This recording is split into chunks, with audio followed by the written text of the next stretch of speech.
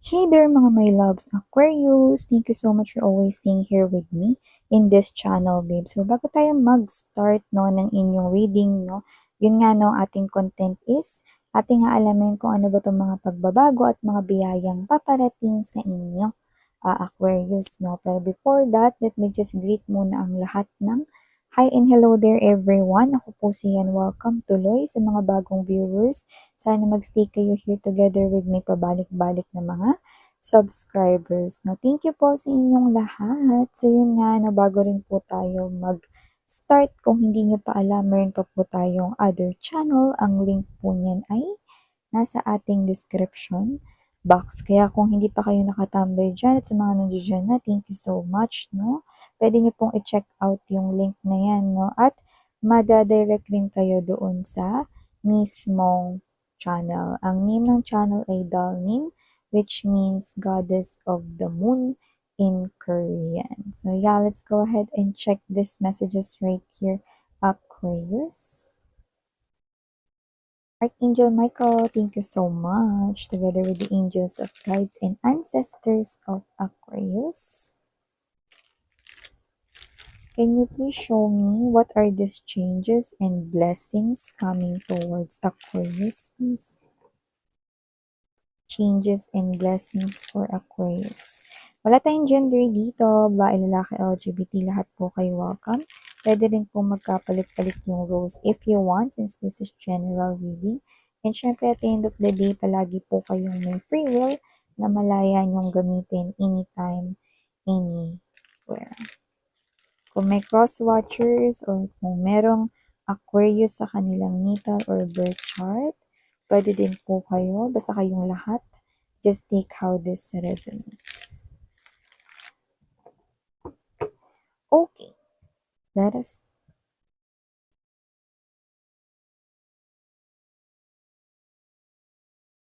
You have here the Nine of Swords. You also have here Magician energy. And dito din, Five of Wands, Empress energy, Eight of Wands, Three of Swords energy. Bottom of the deck, double. And there's this Five of Swords, pero we've got permission to see or look what's next, Hangman energy.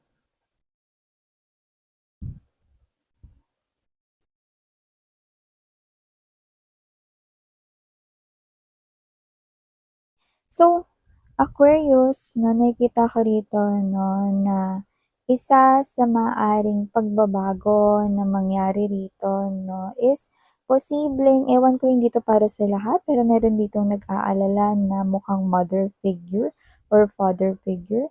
Could be your parent or someone here na sa iba, siguro lolo't lola ninyo, no?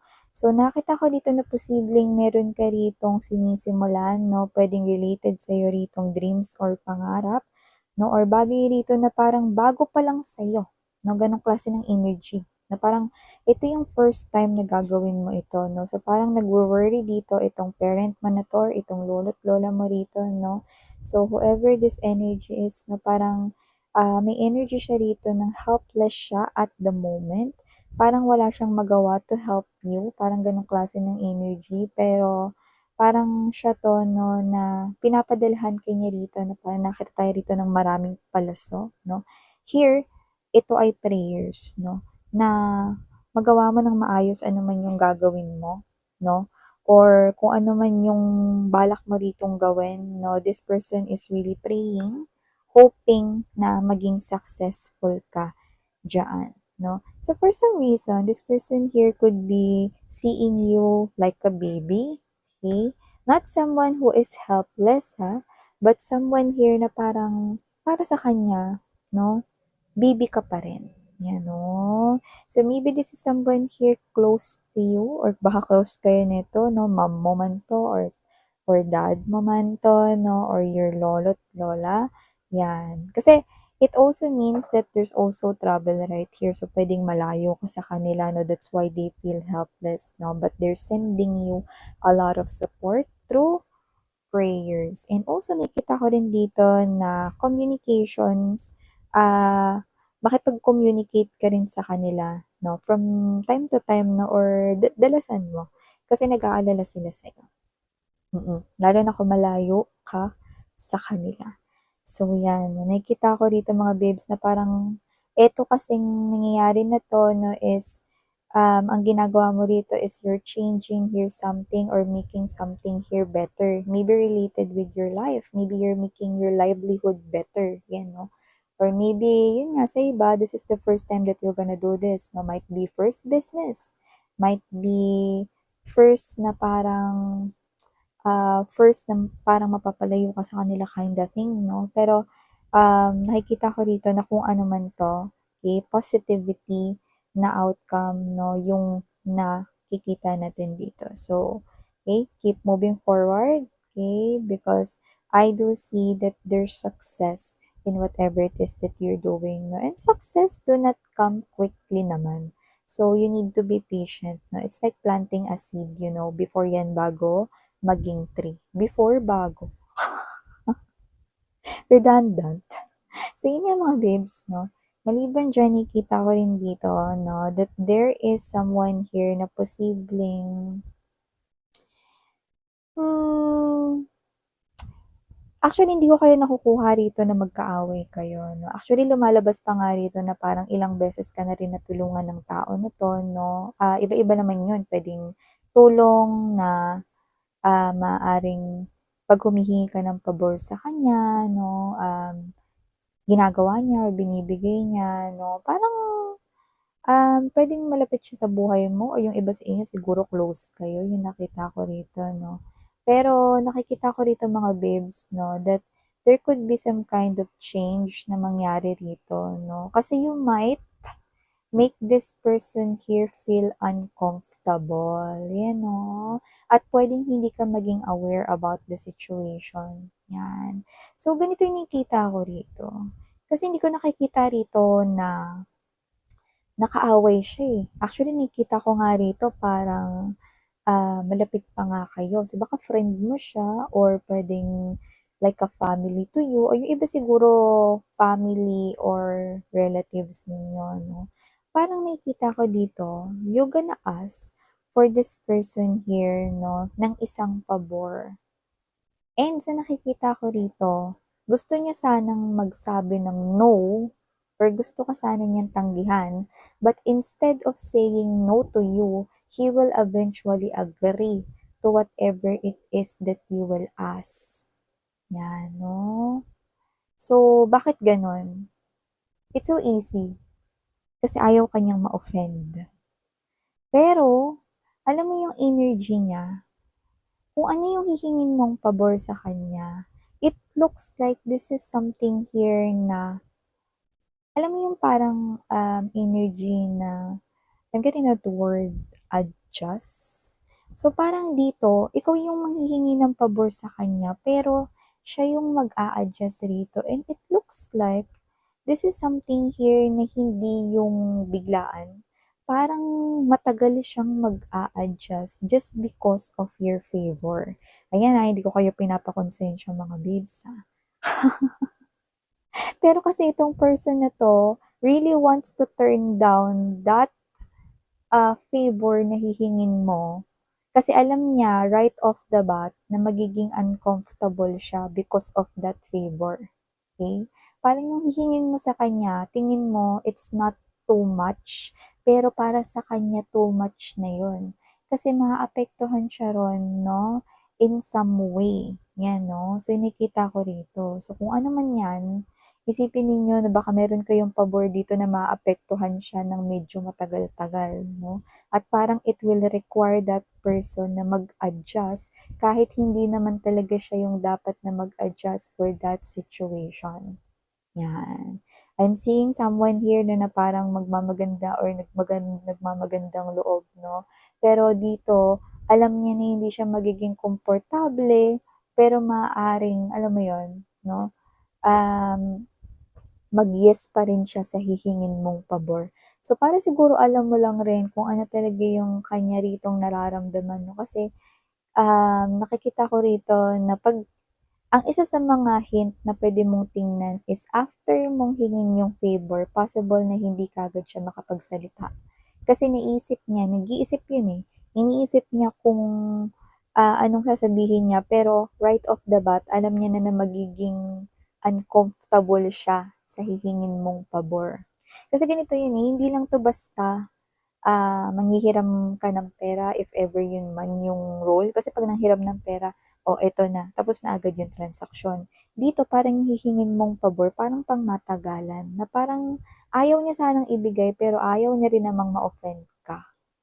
Kasi nga puwedeng malapit kayo, 'yan 'no, or um, puwedeng family, like a family yung turing mo sa kanya or family siguro talaga kayo, 'yan 'no. Pero dito nakikita ko rito na parang medyo hindi siya komportable. So yun lang, try to put your shoes into that person's shoes or yung sitwasyon niya. Because sometimes nahihirapan lang mag-no sa'tin yung mga taong malalapit sa'tin just because they do not want us to get hurt. 'Yan 'no. And for some reason, meron pa akong nakuha ditong another message 'no. Para kasing at the back of his or her thoughts 'no, parang 'pag tinanggihan ka niya, parang na rin niya ritong kinalaban yung maraming energy. Gano'ng klase ng energy. So, parang 'pag tinanggihan ka niya, parang ang mami-misunderstood siya, parang yung ibang mga taong nakapaligid sa'yo, gano'n. 'Yan 'no. So, try to see if this is you. Baka meron kang someone na hihingan ng pabor, then that person will be uncomfortable. Yan, sa hihingin mo. So, maliban dyan, nandito naman tayo sa biyaya. Yan mga babes, no? Aquarius, meron tayo ditong blessings na paparating sa'yo, no? And dito kasi sa blessings na to, kailangan ay paghirapan mo to. You've got all the tools that you need, no? What are those tools? Ibig sabihin, may talent ka, may skills ka, no? And you have hands, no? And you should make an effort, yan, no? To make these blessings na mapasa kamay mo. Meron dito mga blessings na iba-iba yung nakikita natin dito. May pagkain, may pera, no? Meron dito na mga ideas, meron din naman dito, no, na parang mga pangangailangan yun, no? Pangangailangan ng tao, pangangailangan mo, no? Or mga gusto ng mga tao, no? Mga gusto mo. So, nakita tayo dyan ng blessings na paparating sa'yo and the door is actually, no, slightly open na. You just need to make an effort. Yan, no? Siguro may kailangan ka ritong hard work na gawin, no?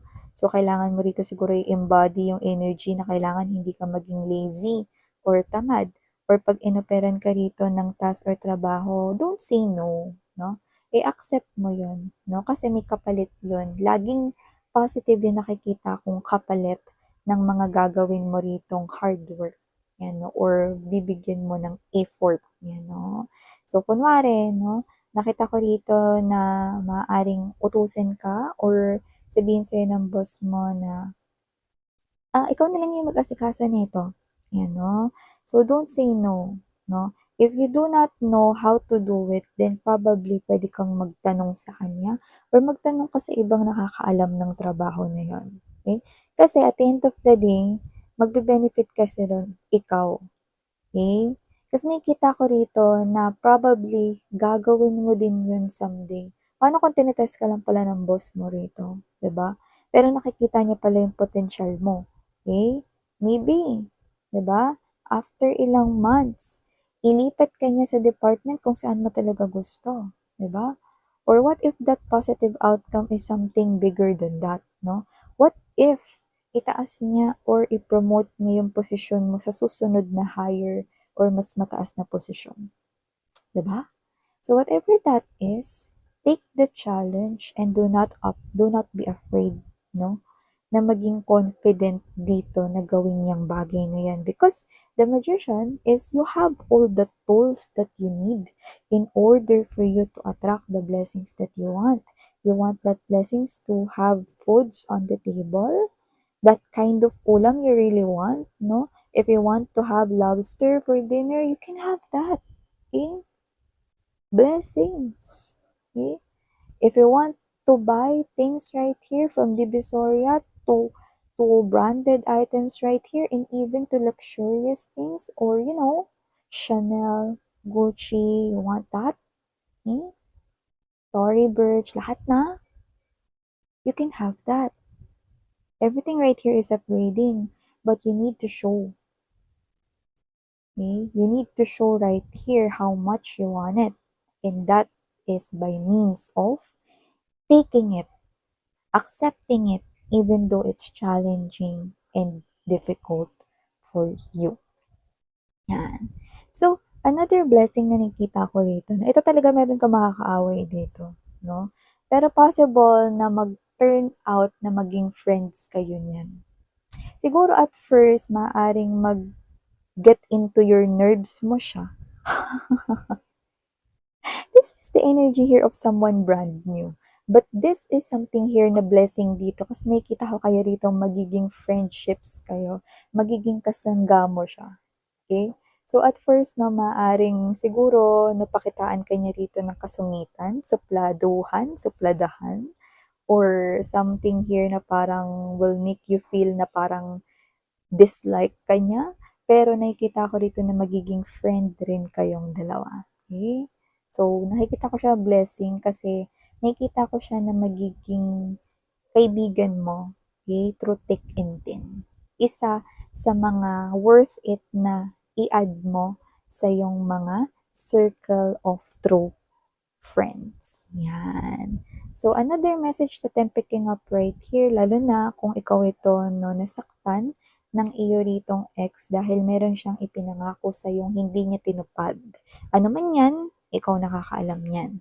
Basta yung pangako na yun na hindi niya itinupad, okay, yung parang napindi na pangako na yun, no, yun yung parang nagbibigay dito ng daan, no, para meron kang matanggap na something na parang gift or present. Yan, no? So, yung kapalit ng hindi niya pagtupad rito ng kanyang pangako noon sa'yo ay regalo naman pala ang kapalit nito. So, nakita ko rito ng isa sa mga magagandang posibleng mangyari sa'yo sa mga susunod rito na mga linggo at yun yung dapat mong parang, alam mo yung ano, ganito yan eh. Hindi siya yung magbibigay nun sa'yo para malinaw ha. Hindi yung ex mo yung magbibigay sa'yo nun. Okay? Ibig lang sabihin nun, na-disappoint ka ng ex mo before. Kasi kahit ano man o kung ano man yung pinangako niya sa'yo, okay, yun kasi nakita ko rito na parang dahilan kung bakit makakatanggap ka ng good news sa mga susunod na linggo. Parang hindi pampalubag loob eh. Parang ito yung kapalit, no? Nung nangyari na yun noon. Okay? Kung kailan man yun. So, accept that it's something good news. It's something that will make you happy. It could be in a form of money. It could be in a form of offer, which is very, very good to your ears, no? And it could be in a form of everything, no? Something that will make you smile, something that will make you happy, and whatever that is, na nakita ko na parang you will treasure that. Okay? Pero not knowing na dahil pala dun sa pinangako sa'yo ng wakwenta mong ex before, this is what you will get, no? So, yun yung makukuha mo, na something positive, no? It's like a gift, no? It's like a present. Yan. So, yeah, these are all the messages you've got right here for you, Aquarius. Thank you so much sa oras mo. And again, name yan, Sarang Heyo, Love and Light. Ano